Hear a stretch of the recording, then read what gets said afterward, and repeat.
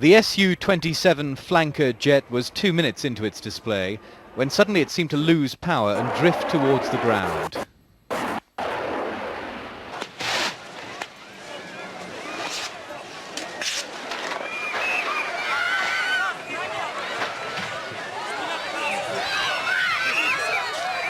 From another angle, the jet can be seen after impact cartwheeling across the packed display ground before erupting into a giant fireball.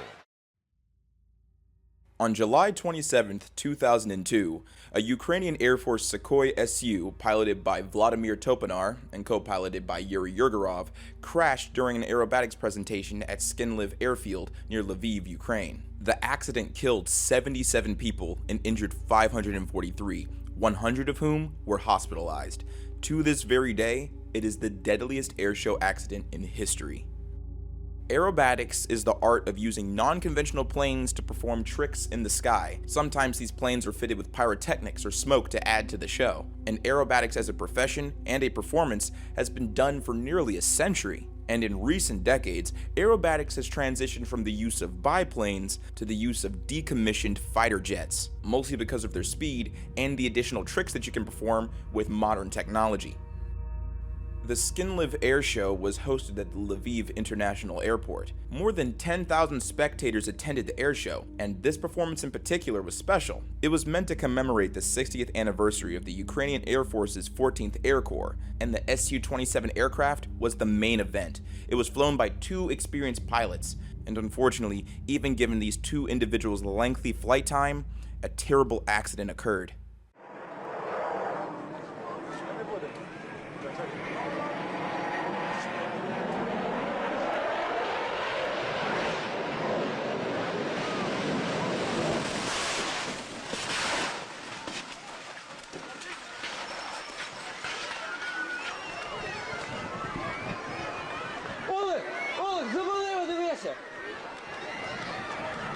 Ёб твою мать, блядь!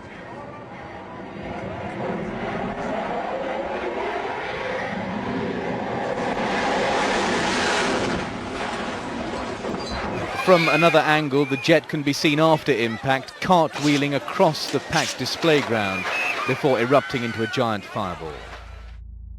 The Su-27 entered a rolling maneuver at 12:52 p.m. with a downward trajectory at low altitude. It rolled upright one more time and was still descending rapidly when the left wing dropped shortly before it hit the ground. At this point, the crew bailed. They quickly ejected out of the jet, all while the plane was spinning uncontrollably towards the ground. The aircraft flattened out initially, skidding over the ground towards another airplane and striking a glancing blow against a transport aircraft, before beginning to explode and cartwheel into the crowd of spectators. Both pilots survived with minor injuries, while 77 spectators were killed, including 28 children.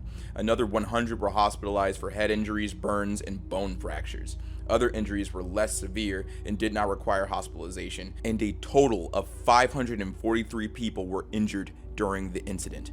It's been 20 years since this accident, and fortunately, no other air show accidents have surpassed this casualty count. And that's the direct result of people going out of their way to make sure that these shows are as safe as possible. Following the disaster, there was a swift investigation into how this tragedy occurred. Both pilots testified that they received different flight maps for the performance, and there was audio evidence of a conversation within the cockpit between the two pilots asking where the spectators were. But their testimonies weren't taken seriously. Many people still applied much of the blame to the pilots, including former President Leonid Kuchma, who not only blamed the pilots but also blamed the military for the disaster, and he quickly dismissed General Viktor Stalinkov, the head of the Air Force. And once all the evidence was collected, on June 24, 2005, a military court sentenced pilot Vladimir Topinar and co-pilot Yuri Yurgorov to 14.5 years in prison.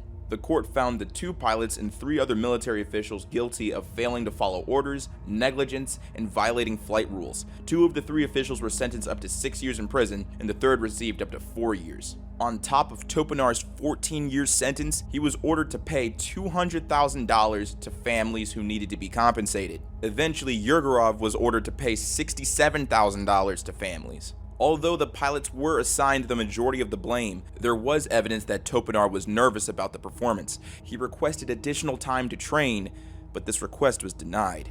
So what do you think? Do you think the pilots carry most of the blame? Or do you think the Ukrainian Air Force ought to carry some of the blame as well? Let me know in the comments down below. And if you enjoyed this video, go ahead and leave a like. And if you want to request any topics that you want me to cover, let me know in the comments down below or hit me up on my social media. Links to all of my socials can be found in the pinned comment. And as always, I'll catch you in the next one.